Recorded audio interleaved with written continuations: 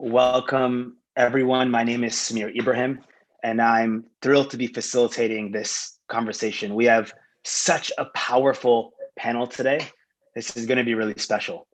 For those of you like me who like to nerd out on food systems and agriculture, this is going to be such a treat. For those of you who are just dabbling or don't know much about our food systems, or your only interaction with food is just eating it, we're going to make this so exciting that you might find this as special as I do. Panels can sometimes be boring. They sometimes turn into steady streams of monologues where people talk about themselves for 7 minutes each, but not today. We have an intention to run this session as if we're all at dinner, and you, the listeners, are flies on the wall to an incredibly honest and informative conversation. I told the panelists before, but I would have sent them wine to make it feel more like dinner, but it's the morning for most people here where someone responded, I should have sent them mimosa, so maybe next time. Our objective today is to walk away with practical next steps. Sure, we'll be speaking about our opinions, but the goal is for us to discuss the how and the why. How can we do something better? And why is that important for you and me? So I'm going to very quickly set the stage and we'll dive right into the conversation. We are at a really unique point in time. COVID-19 has triggered a global food emergency. The number of people facing starvation could double to 265 million people. At the same time, worldwide obesity has nearly tripled since 1975. How do we fix these things and everything in between so that all of us and our children and their children live healthy and whole lives? How do we do this while thinking about the 570 million farming families that make up our global food system? And I'm just going to jump right into the first question. And I want to first start saying that, I'm really happy that there are 6 women on this panel. It bothers me that I noticed that, but I'm glad that we have such a strong representation here. And in that light, and in the light of Justice Ruth Bader Ginsburg's recent passing, I'd like to start by asking, how can we make food systems more equal, and what can that do for the world? And I'd like to start with Michelle, because Michelle, in an article you wrote about a year ago called Closing the Crop Gap, Empowering Women to Feed the World, you make a really clear argument that if we are to succeed in tackling global food insecurity, it's essential that we address one of the main causes, which is gender inequality. You state that if women, who make up 43% of the agriculture workforce and are responsible for 90% of household food preparation, had access to the necessary information, resources, and support, as many as 150 million fewer people would go to bed hungry every night. What do you see as the persisting barriers to a more equitable global food system, and what particular actions would you recommend to others in this discussion? Well, the first thing is, Samir, thank you for starting the conversation with this, because it often is not included in the conversation at all. And when you think about first of all, the disproportionate impact that hunger often has on women and girls, they are often the ones to eat last, to eat less.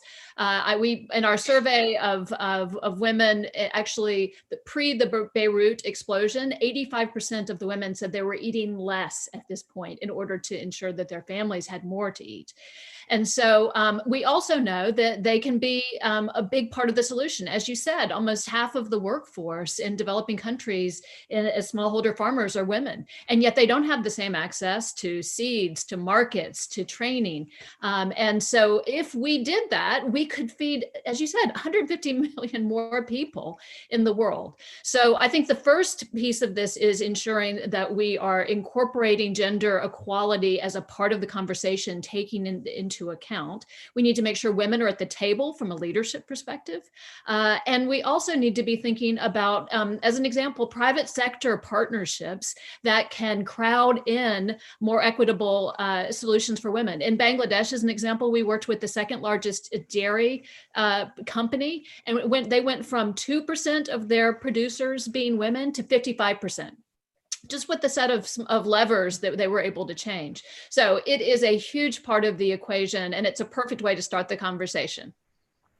And thank you, Michelle. And Ertharin, I actually, a few years ago, you spoke in a piece titled Power with Purpose.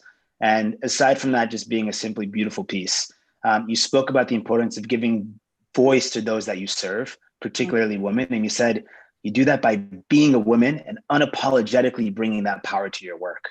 What in your mind will it take to make food systems more equal? And what is the role that men can play in these conversations to make that happen?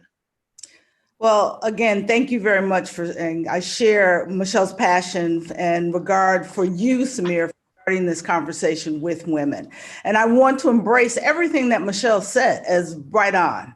And that the starting line are the kinds of addressing the issues in the way that she discussed. But I also want to remind us that women are not monolithic. They're not homogenous. And that just as we must develop solutions, policies, and create enabling environments that are context specific, we must also do that when we talk about women. We must ensure that we are defining policies and programs that support women's access to the tools that Michelle described in a context-specific way. What is required for a woman in Bangladesh is different than what a woman farmer needs in Rwanda or in Central Georgia here in the United States. And so as responsible leaders, if we are truly going to use the power that we have to support the advancement of agricultural productivity with the goal of ensuring access to a food secure world for everyone, we must ensure that we recognize that women are neither, all women are neither all saviors nor all victims. And so how we bring our tools to support them must be specifically not what we think they need, but what they actually tell us they require. Thank you, Ertharin. Christine, I'm really interested with PepsiCo's investments in Gehrki Feeds the World program. And I know that the program will provide 5 million women farmers and their families with resources to help increase crops and incomes. When you think about this investment or this design, what are some practical tips that you can give folks who are designing programs to reach more women farmers that they can do better? You know, Ertharin was saying you got to design solutions that are location specific, that are context specific. There's no one size fits all because we all look different, even us on this screen today. What principles can people use when designing programs to reach women? Thank you, Samir, and really appreciate the dinner-breakfast conversation that we're having this morning. And at PepsiCo, we're really excited to be part of finding a solution. Most people may go, really? PepsiCo? But we source over 60 from 60 different countries and 25 key crops. And we have a massive agricultural footprint. So we're really an ag company at our heart. And so what we want to do is partner and go in and find locally relevant solutions that are going to address the global problem.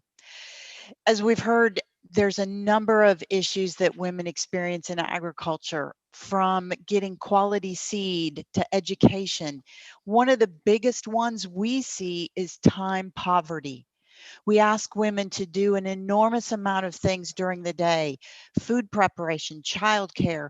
When they're also in charge of the agricultural footprint, we try to bring in tools, technology, practices that give them back, even if it's 30 minutes. So we like to work with our local farmers. A great story that I want to tell you is we were working with a local farmer in Thailand, and she, like many others, were working to irrigate her crop by using flood irrigation. And for many of us on the call, we've seen that. It's backbreaking work. You're out there, you're making little dams from the, rivers that are coming in. We worked with her to put in, and this will make you happy, Samir, solar powered irrigation. She then was able to increase yields, get back additional time, to the point she's expanded her footprint and actually hiring people, and she's now become a leader in her community. A small effort that helped her is a massive difference in that area. Thanks for the story, Christine. Hey, Samir, I'd love to just echo what these three women have said, but also add to your kind of practical question, because we only get women included when it's intentionally designed from the beginning.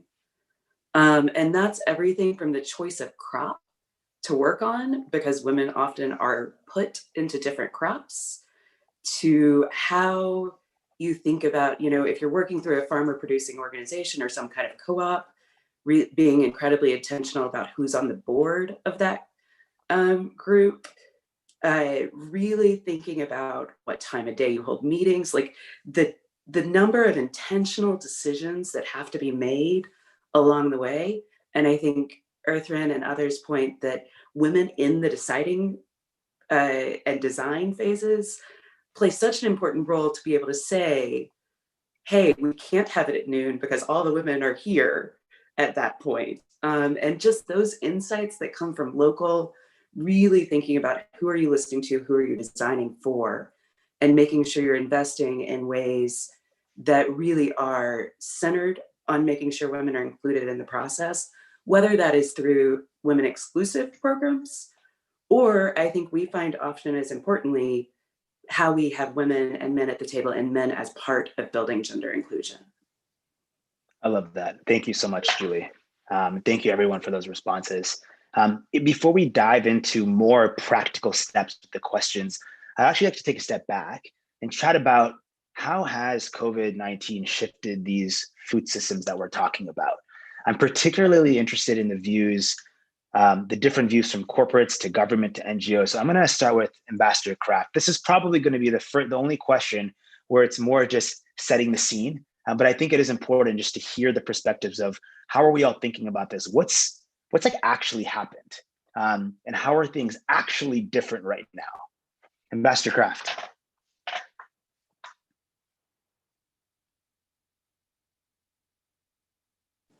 Thank you. I want to go back to one thing that Michelle said about women eating less. I grew up on a farm. My father was a farmer and he was a veterinarian. So we went to many farmers at unbelievable hours because of their milking. And, they had to be at 4 a.m. for the first milking. And it was always, I can remember as a child, it was always the mother of the household, a female of the household, that always came out and brought food for my dad or for her, her spouse that was, in the barn. And, my father made this comment once that sometimes the hungriest people are farmers.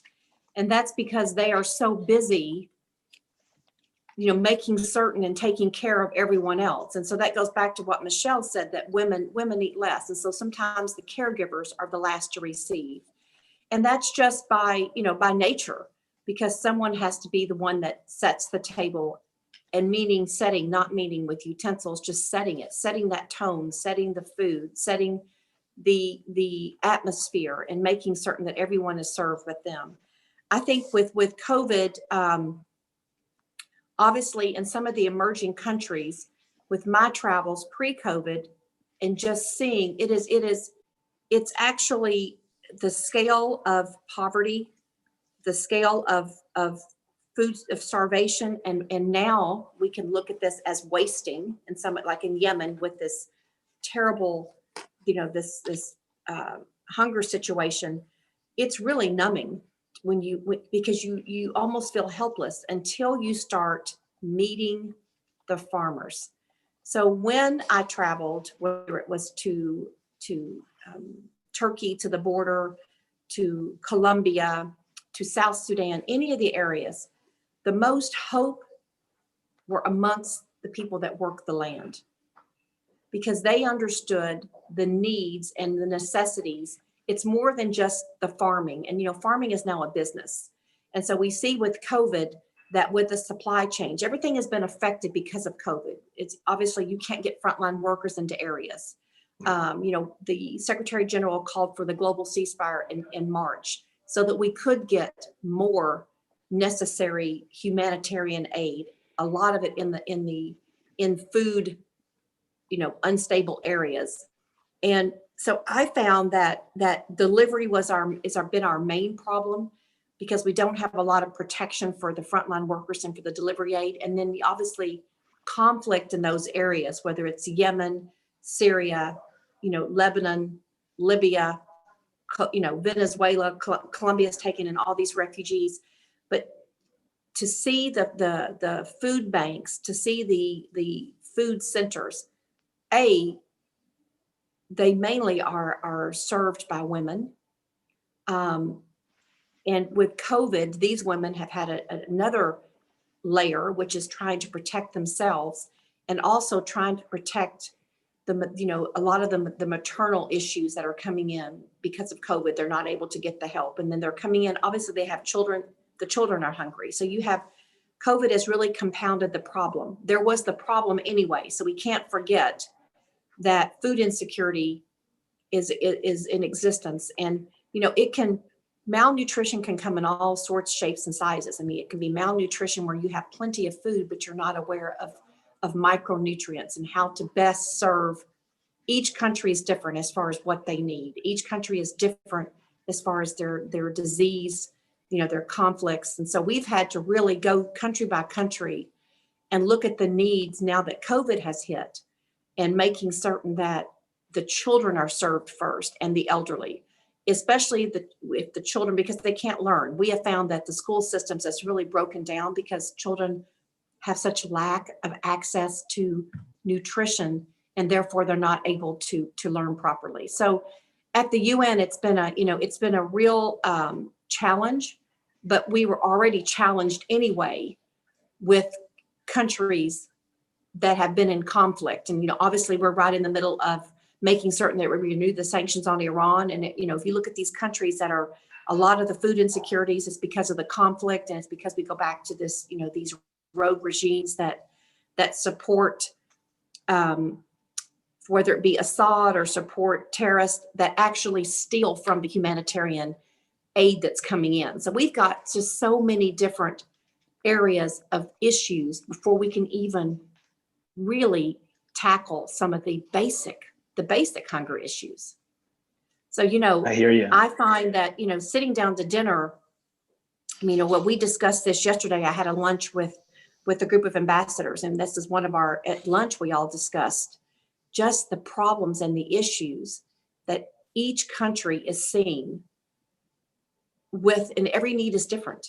So I think we need to keep in mind that every need is different. But I think, going back to Michelle, it's so important that people understand that the caregiver is the one that is really the last to be taken care of. They are the hungriest. And I just want to thank Ambassador Kraft for those remarks, because I think you're exactly right that we were facing a massive global emergency of hunger and malnutrition before COVID. At the Eleanor Kirk Foundation, we often say that malnutrition is a child's worst enemy, because before COVID-19, malnutrition was the #1 killer of kids under the age of 5 each year, killing about 3 million children every year, which is more than AIDS, malaria, and tuberculosis combined. And of course, because of COVID-related disruptions in food systems and health systems and social protection systems, we're seeing the impact just grow exponentially month by month. And a report in the Lancet earlier this year projected that we could see an additional 10,000 kids per month die because of malnutrition in this period. So we've taken what was already a really unthinkable global emergency, and now we're in a level of tragedy that I think is really hard to fathom. And I think one thing that we've been focused on with our partners, and many of the organizations here are really at the front lines of this, is thinking about how do we muster the energy and the creativity that we really need in this period when we all have so much going on at home and in our personal lives? And how do we take this period of tragedy and make sure that we're, coming up with adaptations and innovations that can persist through hopefully the end of COVID and beyond, so that we're able to really address all of these factors that are driving such a big emergency. If I can jump in here, I think what both Kelly and Kim have done is highlight the acute problem of food security that COVID created. But I want to point us in a different direction. We know that COVID moved from, it started, of course, as a health crisis and evolved into an economic and food security crisis.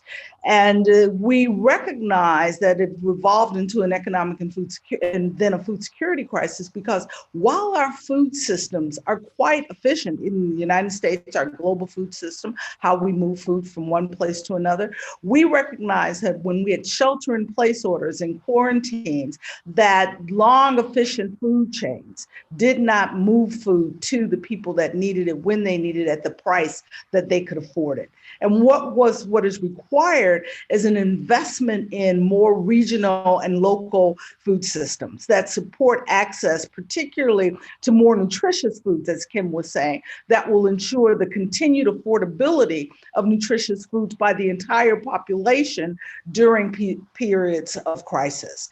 And so as we fix the food system, we need to ensure that we are addressing the challenges not only of the affluent to having access to nutritious foods during times of crisis, but ensuring that agility and flexibility also provides foods to those who are underserved and low income.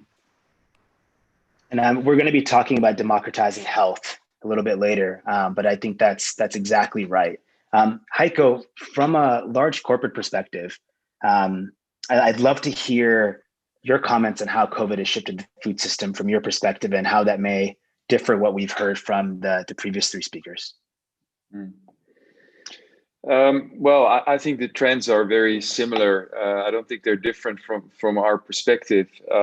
Clearly, this inability to move around has of course impacted a lot. The supply chains that were efficient have not been so sufficient in the last months. It is improving, but I think our concern is also very much the knock-on effects that Ertharin was mentioning, and the fact that there are just so many people just falling off that were served and are now underserved, and it's something that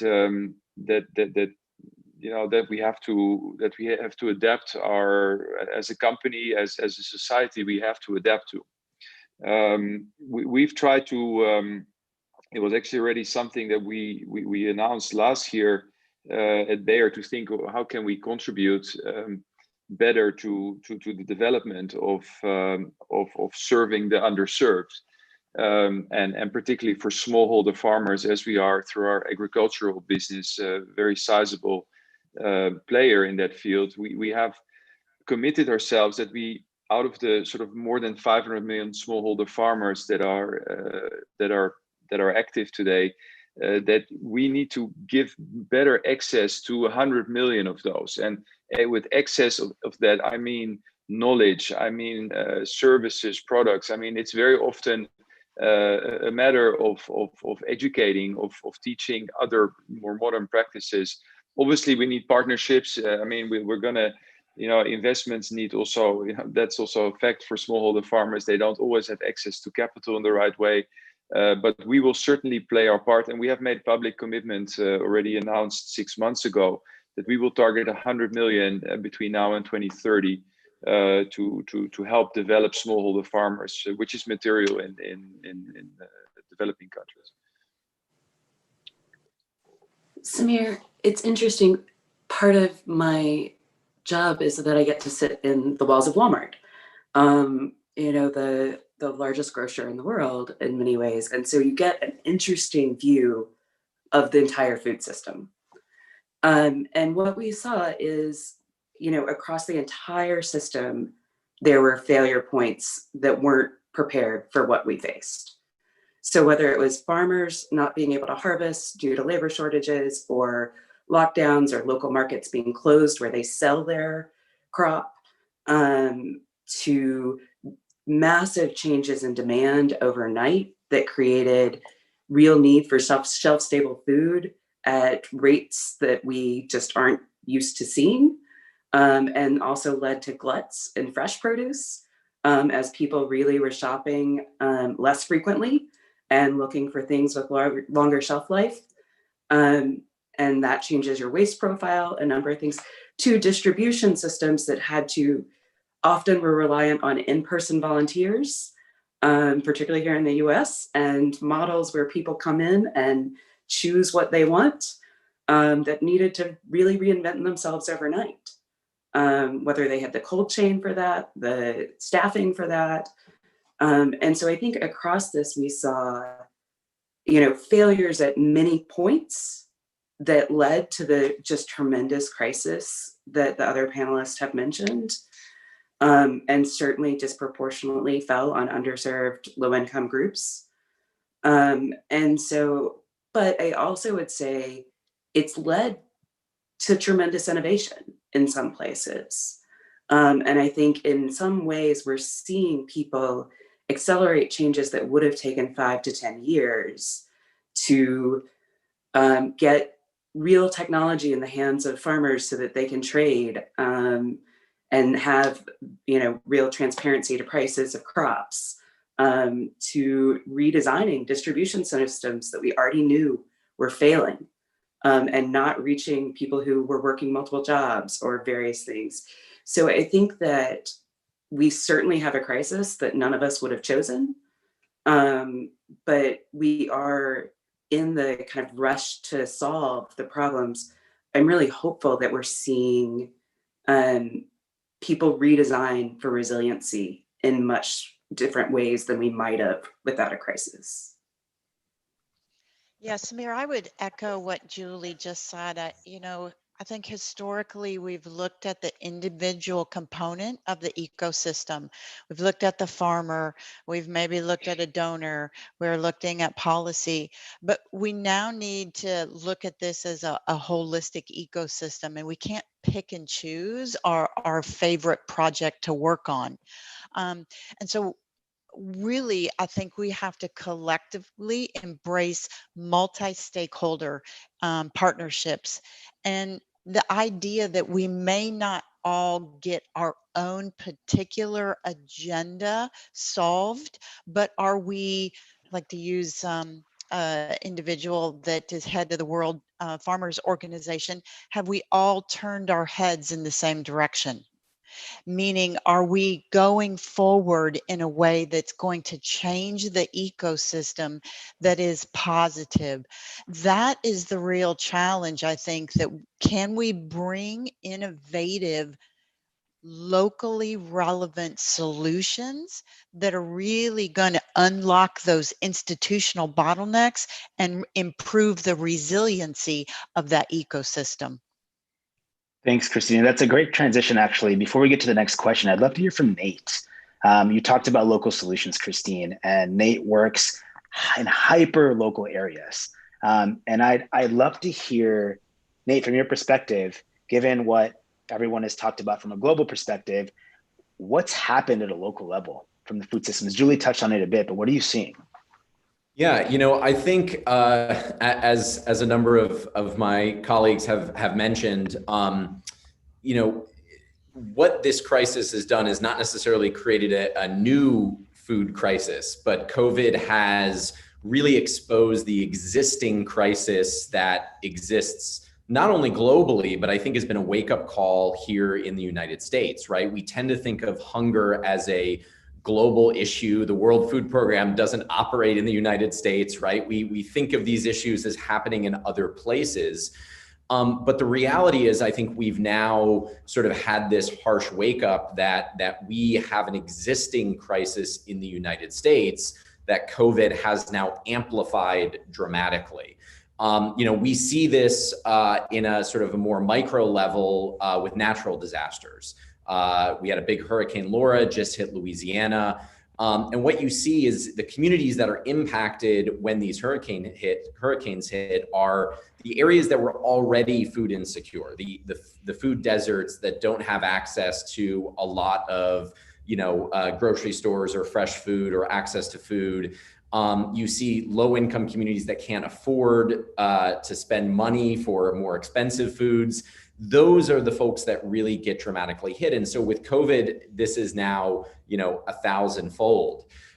We've seen this in our school districts across the country. I don't think most Americans realized how schools don't just educate our students, they also feed our students and feed our families. And yet the system has been underfunded for so long that when things start to break down, the whole system just kind of collapses. And I think this is what we've seen across the board. And I think to Julie's point, I hope that this can be a wake-up call, right? We should use this moment to say, let's build that political capital, the political will to do something about it, to start to make changes, because it is a real problem wherever we are. Our teams in New York City, a very wealthy city, go out to Queens, go to Upper Manhattan, just blocks from the United Nations. There are families standing in line for 8 hours to get a box of food in the United States of America. These are things that we just never really fathomed were possible, or were more isolated, right? That these were issues that were in certain areas and not across the board. So I think as was mentioned a number of times, we have to look at this definitely holistically. We have to recognize where there are cracks in the system. But I also think what's most important is we don't only look at this as food cannot be seen solely as a logistical and efficiency challenge, right?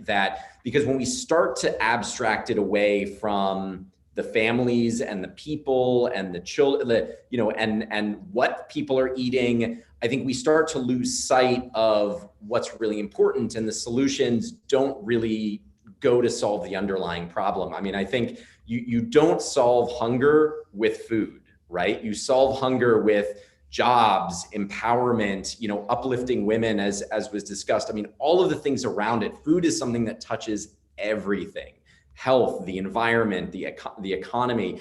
And so if you just look at this narrow area, that's when you start to really get into problems. And so my hope is that as we come out of this moment, we can really have a dramatic rethinking of our food system, especially here in America.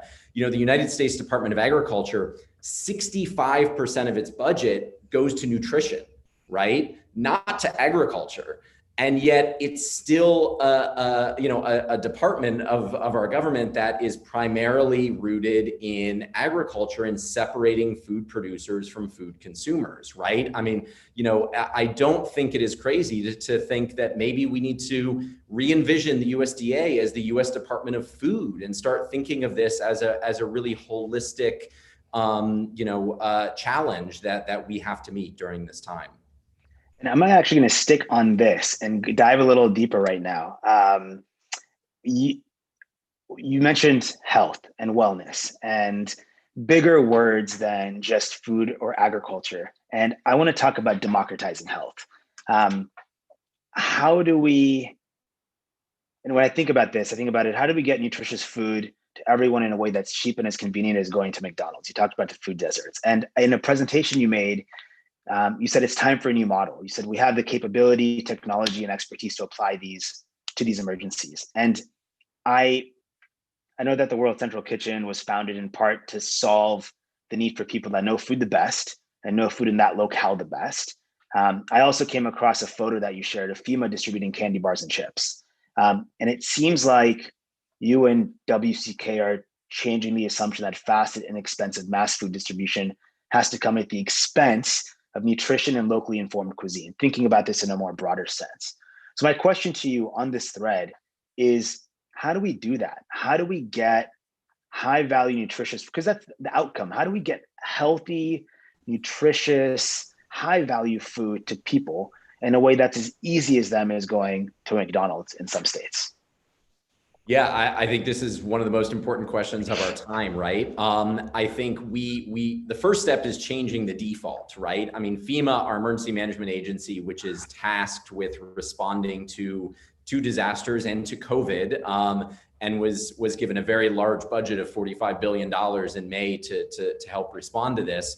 stockpiles millions of MREs, which are meals ready to eat, in these packaged things that aren't really food, that nobody really should be eating except our troops in combat.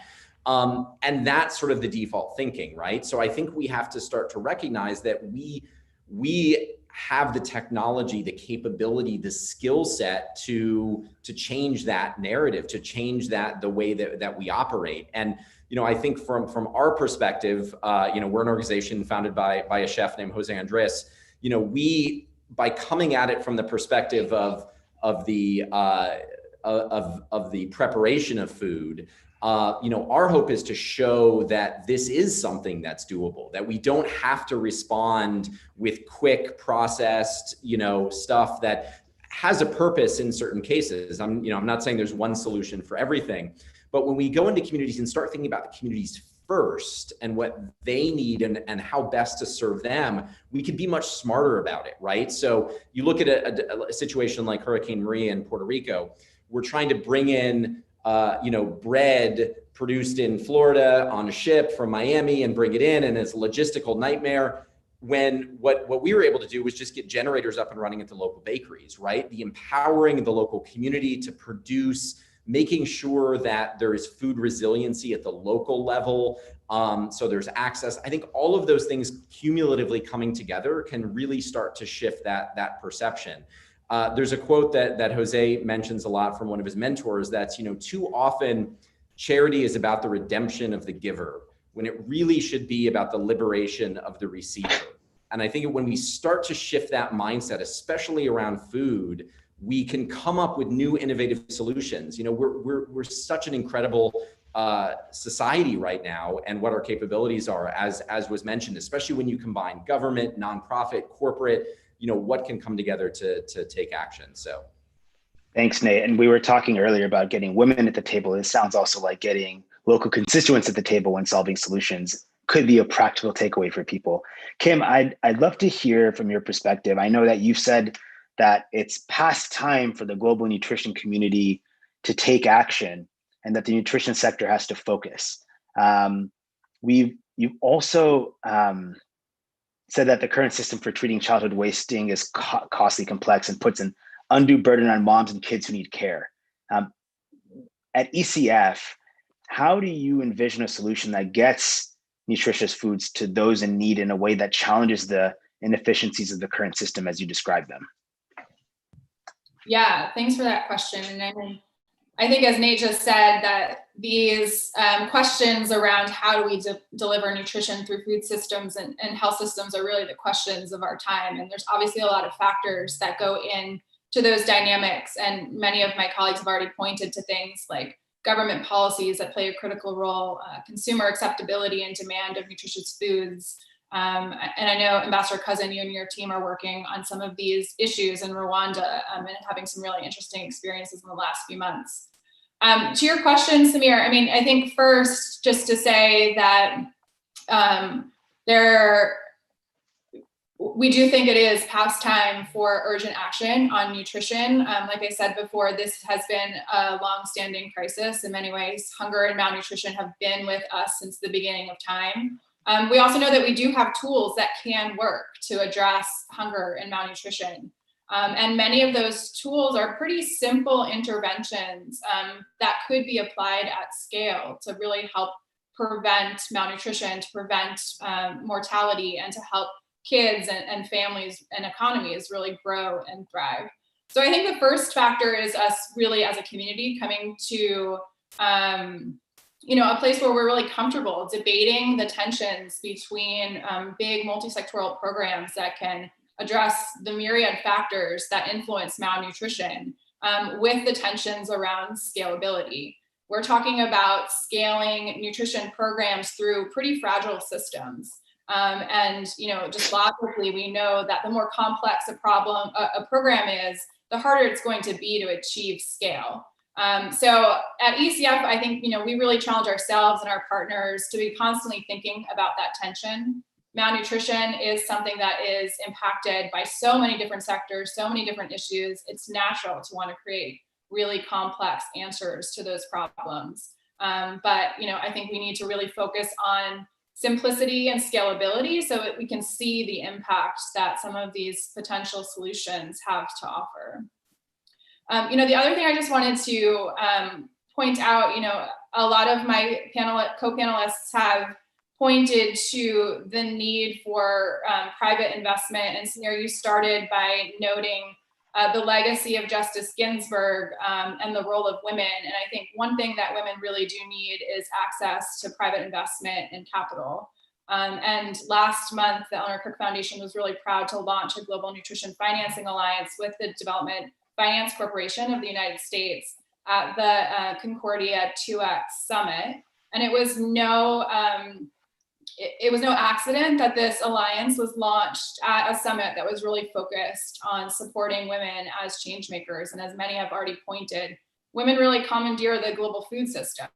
And part of that is ensuring that they have access to private capital and blended financing so that they're able to take enterprises that are able to deliver nutrition impact and be able to do that successfully in their own communities. So the Global Nutrition Financing Alliance that we have launched with the DFC is really intended to do just that, to leverage at least $100 million in private financing for enterprises that are really focused on nutrition outcomes. And we are really excited to be working with some of the partners on this panel to be thinking about how we do that in a way that really does foster a focus on women. Samir, I just wanted to jump in very quickly and say that I think the Eleanor Cook Foundation is one of, I think, a relatively few number of foundations that focus their philanthropy not only on programs and implementation, but they invest in advocacy. And I do think as we think about these systems reform issues of financing, both private sector financing and public sector financing, that having philanthropic levers that are focused on that systemic change, as we've all noted around here, the systems change is so important, is just something to really call out and I think look to as a model. Samir, maybe I can add something to this discussion. I was going to call on you right now, so that's perfect. Yeah. Having worked quite a lot in the area of nutrition over the years, and having lived in many countries like Bangladesh and Indonesia and Philippines, etc., and China, for that matter. I mean, what has always struck me is that the problem of nutrition, and with that I don't mean food, I mean really the quality of our intake, of our nutrition intake, what we need as human beings. So clearly why we also take food for pleasure, but if we just take it from a medical need, it has become so big, right? It's actually the largest health problems that we have are all linked to that these days. And what always strikes me is that we still continue to treat it as a relatively low importance in education. If we just literally think how many hours of nutrition education we've had ourselves, and even if you talk to healthcare professionals, the numbers is just shockingly low. And we spend a lot of time on educating how to make people healthy once they are sick, but way too little, in my view, about thinking about prevention. What I just as a very positive example, which I've seen and which have stayed with me, is Indonesia had a very large problem of malnutrition amongst women of reproductive age, and that resulted in up to 30% of infants being born stunted. And they really went after that. So the ministry, they really, they created the funding. They worked together with NGOs, with a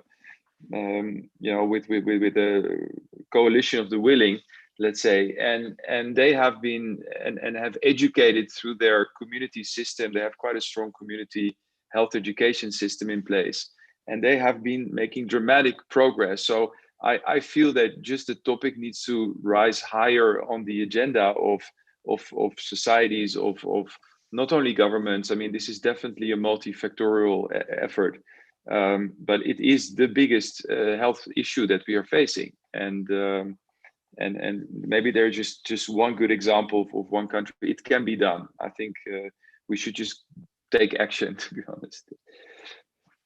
And let's talk about taking action, and let's talk about taking action through financing and funding, because it was brought up a couple of times. I've noticed that over the past decade or so in food and nutrition, there's been a very large spray and pray approach to finding solutions. And that was needed because we needed to see what worked and what didn't work. My view is that we have a really good idea of what works. And I bet you all 9 of us on this panel today could actually draft a document outlining exactly what needs to be done with a number attached to it. And I want to dig into how do we focus our funding to achieve better outcomes? And I want to start with Ambassador Kraft. And you've referenced a statistic, Ambassador Kraft, that over 75% of the world's food crises are driven by conflict, and that millions of people in Syria, Yemen, and elsewhere are suffering because they cannot acquire or produce food. And you actually mentioned this in your opening remarks. I think we can all unequivocally agree that food should never be used as a weapon of war, but it is. How do we reimagine funding and support efforts to build a world in which food security is decoupled from conflict?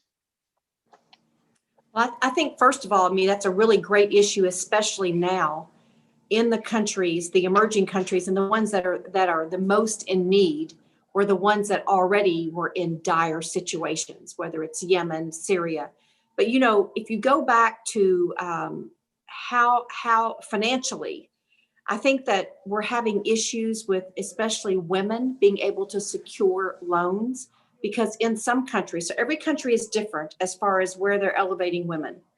So you have, you know, in South Sudan, a woman, it has a very difficult time being able to secure a loan. So if she's going to learn how to be, you know, sustainable farming, or you have to be able to start, where is she going to receive her funding? So you've got to look at each country individually. You know, if you look at Afghanistan and the strides that they've made, and women now being able to have bank loans or to own property so that they can have, you know, then practice sustainability methods. So I think that we have that as an issue.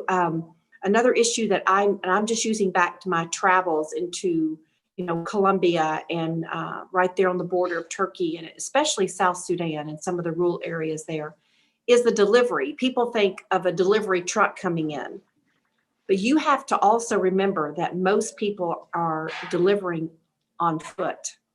So you have to make certain that the access is within a distance that especially the women can reach, because they're walking back and forth. I mean, some of them were walking 4 to 6 hours just for water and going back to their families. So I think you have to remember there are so many different issues in each of these very hard hit areas that are basically, obviously, we're having to mitigate the conflicts. But if you look at the delivery methods, you've also got to think about something that a lot of people, I think, tend to forget, is a lot of them are using animals to help with the delivery. Well, that's another area of nutrition that we tend to kind of overlook. You've got to make certain that the whether it's your cattle, the horses, whatever animal is helping you to be able to, you know, to with your farming or with your delivery, that they too are taken care of. So you've got the, you know, the animal health sciences also. And, you know, I find that one of my favorite organizations is the One Acre Fund. And I think that Andrew has done an amazing job with making certain that each farmer individually with their needs and how they mitigate their needs to best produce for their community. And that is really going back to what Heiko said, is we've got to go back. We can't let another pandemic or another crisis come before we have lessons learned, that we start empowering people, men, women, whomever it is that is the food producer. And it matters also what you produce. And we can't just have that McDonald's mentality, because if you do that, then children, it's junk. Children are eating a lot of junk food. We have to be able to learn how not to waste and how to produce according to the region. And that's what we're finding. We're finding having to go into these countries and making certain, especially with a lot of the food banks, what foods are going to produce the most nutrition. And it doesn't mean a plate full. It could just mean a nutrition bar, but what can we deliver that's going to give the most nutrition to be able to help the children with their attention span, to help the mothers to be able to nurse their babies, to help the mothers that are pregnant to be able to have healthy babies, just like you said in Indonesia. So I think we are very challenged at the UN. I mean, trying to have these conflict-free zones has been a real issue, and thankfully we are able to really hold people accountable for this global ceasefire, because without that we wouldn't have any deliveries coming in. And it takes the public-private partnership area for us to be able to have the funds to be able to then to put these deliveries on these trucks to get them in. So we are having, with the ceasefire, we are able to have better luck. But I think that obviously you have to remember that a lot of these governments that I'm talking about have their governments, that they're rogue regimes. The Assad regime, in Syria, we're having all sorts of issues. Even though we do have access through a border to get humanitarian aid, a lot of it's intercepted before it ever gets to the community and the people that it's supposed to go to. So we're trying to really mitigate that with making certain that the distance travels, that we really try to lessen that so that more people are able to get to those points. Thank you. And Ertharin, you have a lot of experience with funding from a lot of different perspectives. I mean, a lot. You've seen it, you've allocated it. And you tweeted that we can end hunger not by doing what we've always done, but by doing what experience reminds us is required to succeed. And you were referencing a document that said polio provides a roadmap for taking the pandemic and food security. What are your thoughts? How can we focus funding to achieve better outcomes? Like, what can we do to actually focus funding better? Yeah, and I could spend 5 to 7 minutes, and we only have 2. So let me just say very quickly, in the emergency situations, as Kelly was just describing, we need to ensure that donor funding, that multilateral funding, multi-sectoral funding is available to support the emergency needs, the no holds barred, no holding back action that is required to save lives. And that work needs to we always need to make sure that work happens. But what we also need to recognize is that we can't emergency our way, food bank our way out of hunger. We need to invest in the kinds of businesses that grow economic opportunity. As Nate was saying, food security, hunger starts with lack of access to income, lack of access to jobs. So investing in business solutions that support economic growth of companies, GDP growth of companies, that also then provide access to more nutritious foods. The program that Kim was talking about in Rwanda that we are working on at Food Systems for the Future right now is investing in commercial egg enterprises that can support access to animal-based protein for children under 5. We know that in our worlds, we overconsume protein, they underconsume in developing countries around the world. So providing an opportunity by increasing commercial production to reduce the cost of eggs, making eggs more affordable for the community at large to provide the access to that food. And during COVID, what happened was when there was no markets and no border trading for those commercial farmers, what Eleanor Crook Foundation did, thank you very much, Eleanor Crook Foundation, was invest in our ability to provide business continuity funding for those farmers by purchasing their eggs and then using those eggs in the baskets that the health department was then distributing to families that were sheltering in place during the COVID quarantine. And so that kind of investment in business that supports access to nutritious food is exactly what we need to do and scale up around the world to support sustainable, durable solutions for achieving food security. When Heiko talked about working with 100 million farmers to invest in their access to seeds and tools and capacity that will support their ability to grow agricultural production as part of, as Christine said, the system of providing food to the consumers and ensuring the ability of those farmers then to have access to a market, to increase the quality and quantity of their yields, then having an access to a market that provides for the ability for consumers to then afford more nutritious food. And I'll just end by saying we also need to invest in that consumer education that is necessary to drive the demand for those more nutritious products. As Michelle was saying, it's not enough to have more nutritious food, making it affordable and available if eaters don't want it. And so we need to ensure that there's also a demand for that food. So we need the kind of investment across the entire food system that changes the outcomes at every stage of the system to ensure a more productive system, a more resilient system that ultimately provides economic opportunity and access to nutritious food. Simple, isn't it? Simple. I love it. I love it. Super simple. And that's one of the takeaways that I have, is that it is complicated, and there is a need to balance long-term priorities with short-term priorities. And I wanted to get more into this question, but we're almost out of time. But I think there's a way. And from our conversation, there are practical steps people should be doing.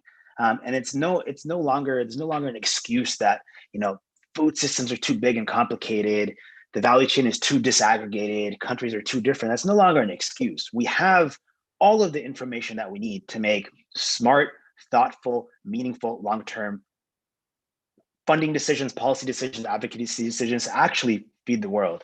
That's one of my big takeaways. We only have a couple of minutes left, and I'd like to end with a 30-second response from everyone, maybe 20.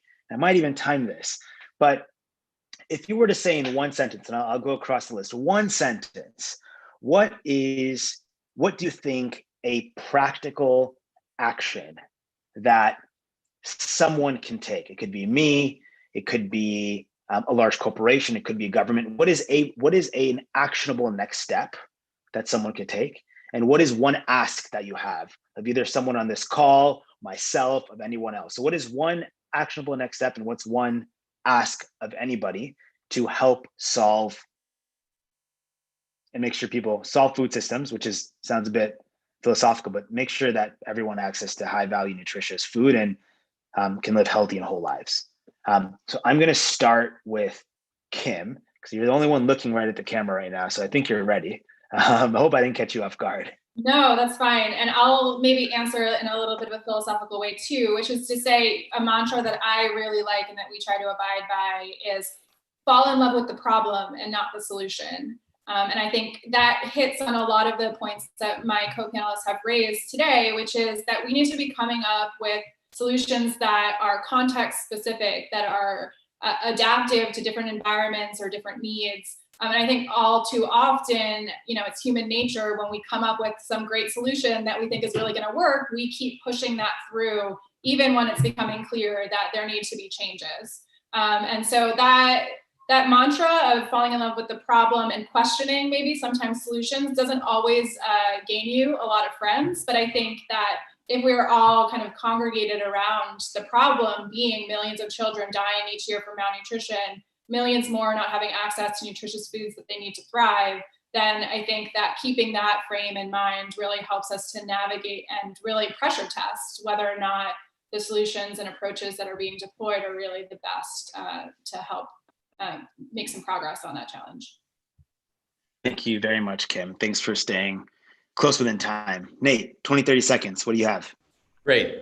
Two things, super quick. I think here in the United States, we need to increase the funding that goes to SNAP, our supplemental nutrition program. It is one of the most effective ways of supporting families. We've seen the pandemic EBT program as a huge success. But I also think as we look to the long term as well, we need to invest in schools. As I mentioned, it would cost only about $4 billion to properly equip our schools across the country with actual kitchens. Many of our schools don't even have kitchen equipment that are proper. They're reheating facilities, they're reheating processed food, and that's going out to the children. We need to invest in the food in the schools because that is the front lines and our children's health that will be the next generation. I think for the ask, I'm going to throw something out there since we do have Ambassador Kraft on the line, and I'm very curious. The executive director of the World Food Program, David Beasley, recently mentioned that we have a pandemic of hunger in the world. The United States already funds about 40% of the World Food Program.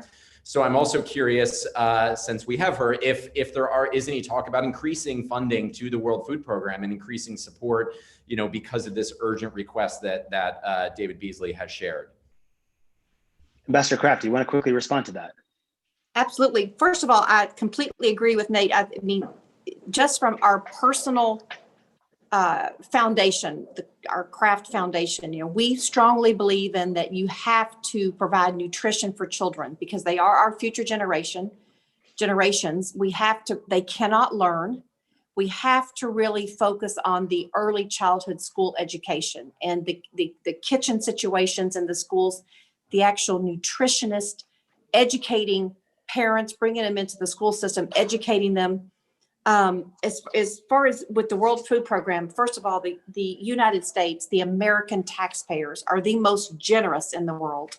And we are the largest contributor to the UN. We actually prefer organizations like the World Food Program with David Beasley, like UNICEF with Henrietta Fore, because obviously you receive accountability, effectiveness, transparency.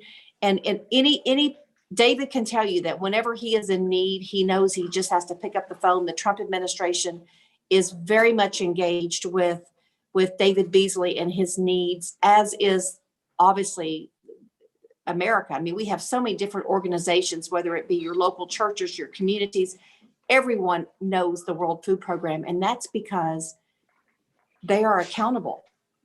And I think that's really what is important, is we want to be able to lift up organizations that are accountable. And that's been a real issue as the U.S. ambassador to the UN, is making certain that I highlight the different organizations that we cannot hold accountable. And that is why the U.S. is going to withhold funding and put that funding into places like with Henrietta Fore, like with David Beasley, to where we can help the most people and where we know that they are receiving the help. So thank you for that question. I think that was a yes, Nate. Beasley, I'm a huge cheerleader of David, so he's a great friend of mine. Thank you, Ambassador Kraft. Christina, I know you need to go. So I'm going to ask you for your response. And if you need to jump for the last 2 minutes while everyone else responds, we won't hold it against you. Oh, that's okay. Thank you very much. I would say get comfortable being uncomfortable. We need to be willing to engage with entities, parties, stakeholders that may make us a bit nervous or a bit uncomfortable. But if we're going to tackle it, we've got to get comfortable being uncomfortable. And then the other comment I would say is engage the multinational companies like Pepsico and others. We have a global scale and reach that can really drive a supply chain. And so we may be an uncomfortable partner for some folks, but I think that we're open and willing in order to engage to solve this issue. How do people get in touch with you or with PepsiCo? Yeah, well, I think that we're probably listed on the site somewhere, but Great. They can certainly get in touch with us. Heiko. Let me go off mute.